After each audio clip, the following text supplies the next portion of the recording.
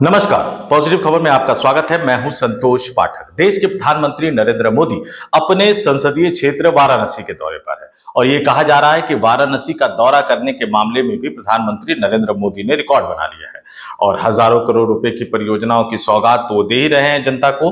लेकिन इस बीच भारतीय जनता पार्टी को लेकर एक बड़ी खबर सामने आ रही है। भारतीय जनता पार्टी ने 100 का आंकड़ा पार कर लिया है और अब इस 100 के आंकड़े को पार कर लेने के बाद ये माना जा रहा है कि भारतीय जनता पार्टी को आने वाले दिनों में जो उपराष्ट्रपति का चुनाव होने वाला है, जगदीप धनखड़ के उत्तराधिकारी का चुनाव होने वाला है, जिसके तारीख की घोषणा चुनाव आयोग कल ही कर चुका है। 9 सितंबर को उपराष्ट्रपति का चुनाव होगा। हमने विस्तार से उस उपराष्ट्रपति के चुनाव के समीकरण को लेकर एक वीडियो कल बनाया था। पॉजिटिव खबर पर जाकर इससे पहले का वीडियो देखेंगे तो उस वीडियो में विस्तार से उसकी जानकारी दे रखी है, तो उसका जिक्र मैं आज की स्टोरी में नहीं करूंगा। लेकिन भारतीय जनता पार्टी ने 100 का आंकड़ा किस तरह से पार कर लिया, कांग्रेस पार्टी ने इससे पहले यह आंकड़ा कब पार किया था, इन तमाम चीजों को तथ्यों के साथ आपके सामने रखूंगा। लेकिन उससे पहले आपसे एक अपील करूंगा, आग्रह करूंगा।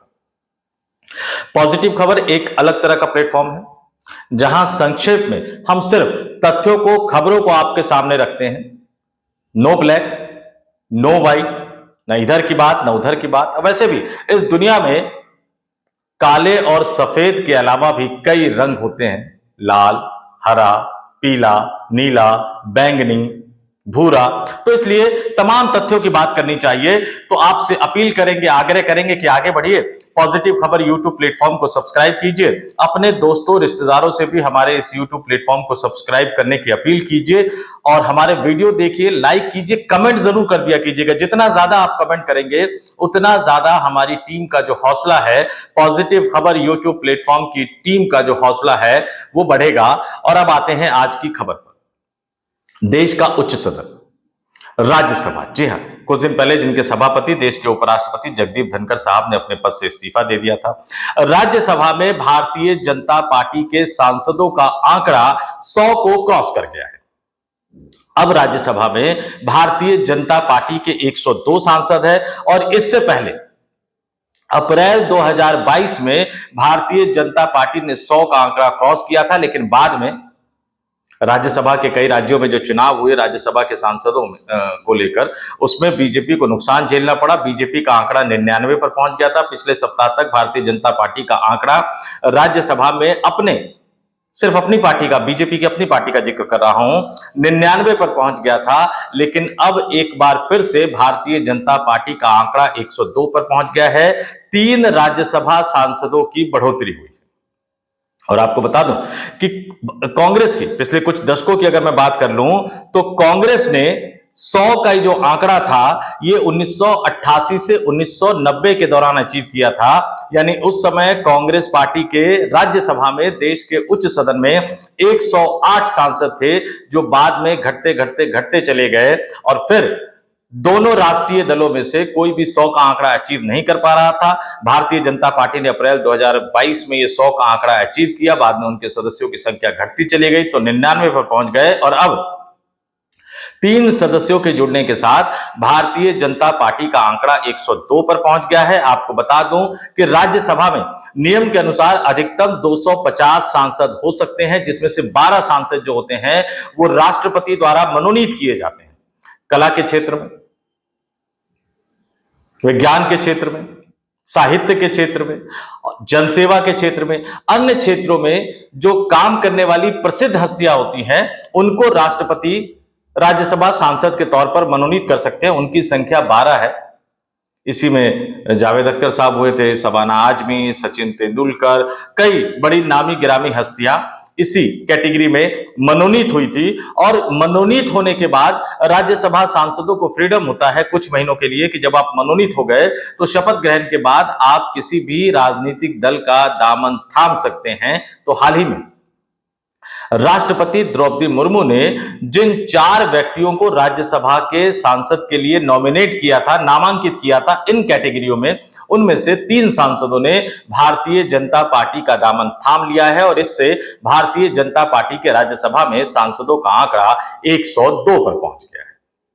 आपको याद दिला दूं कि कुछ ही समय पहले, जैसे कि मैंने भी आपको बताया, कि राष्ट्रपति द्रौपदी मुर्मू ने 4 प्रख्यात हस्तियों का, प्रसिद्ध हस्तियों का नामांकन राज्यसभा सांसद के तौर पर किया था।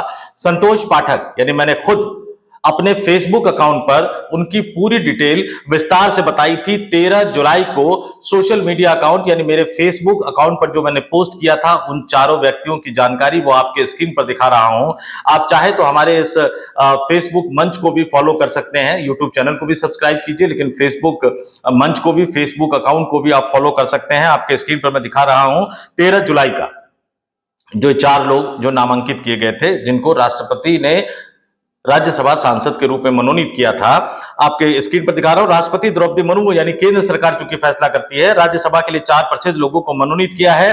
केंद्रीय गृह मंत्रालय द्वारा जारी किए गए नोटिफिकेशन में बताया गया है कि उज्जवल देवराज निकम,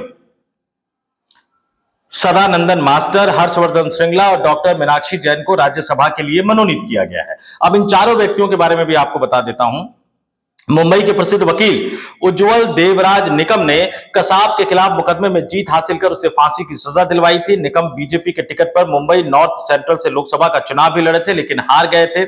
वहीं सदानंदन मास्टर केरल से ताल्लुक रखते हैं। सीपीएम कार्यकर्ताओं पर उनकी टांगे काटने का आरोप लगाया जाता है। केरल की धरती पर राष्ट्रीय स्वयंसेवक संघ को मजबूत करने में उन्होंने महत्वपूर्ण भूमिका निभाई थी।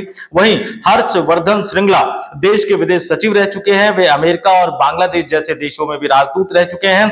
और सबसे खास बात है कि वो प्रधानमंत्री नरेंद्र मोदी के काफी करीबी माने जाते हैं। और जब वो अमेरिका में राजदूत थे तो अमेरिका की धरती पर जो हाउडी मोदी इवेंट का आयोजन किया गया था, जिसमें प्रधानमंत्री नरेंद्र मोदी और अमेरिकी राष्ट्रपति डोनाल्ड ट्रंप साथ आए थे।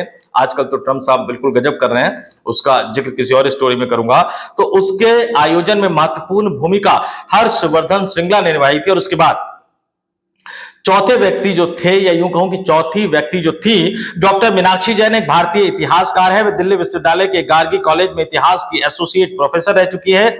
उन्होंने 2020 में भारत सरकार द्वारा पद्म श्री से उन्हें सम्मानित किया गया था। डॉक्टर जैन भारतीय इतिहास, विशेष रूप से हिंदू पुनरुत्थानवाद और हिंदू राष्ट्रवाद पर अपने लेखन के लिए जानी जाती है। राष्ट्रपति द्रौपदी मुर्मू द्वारा मनोनीत इन 4 सांसदों में से 3 उज्जवल निकम, हर्षवर्धन श्रृंगला और सदानंदन मास्टर, इन 3 व्यक्तियों ने भारतीय जनता पार्टी की सदस्यता ले ली है। जैसा कि मैंने आपको कहा कि नियम इस बात की इजाजत देते हैं। इससे पहले सुब्रमण्यम स्वामी, जब भारतीय जनता पार्टी ने उन्हें मनोनीत किया था, केंद्र सरकार ने राष्ट्रपति के द्वारा उनको राज्यसभा का सांसद बनवाया था मनोनीत करके, तो बाद में वो भारतीय जनता पार्टी में शामिल हो गए थे। तो नियम के मुताबिक इन्होंने, इन 3 लोगों ने, इन 4 में से 3 लोगों ने भारतीय जनता पार्टी की सदस्यता ले ली है। और अब भारतीय जनता पार्टी के राज्यसभा में सांसदों का आंकड़ा बढ़कर 102 पहुंच गया। जैसा कि मैंने कहा कि राष्ट्रपति 12 सांसद मनोनीत कर सकते, तो इनमें से 5, 3 ने अभी लिया, 2 सांसदों ने पहले भारतीय जनता पार्टी की सदस्यता ले ली थी।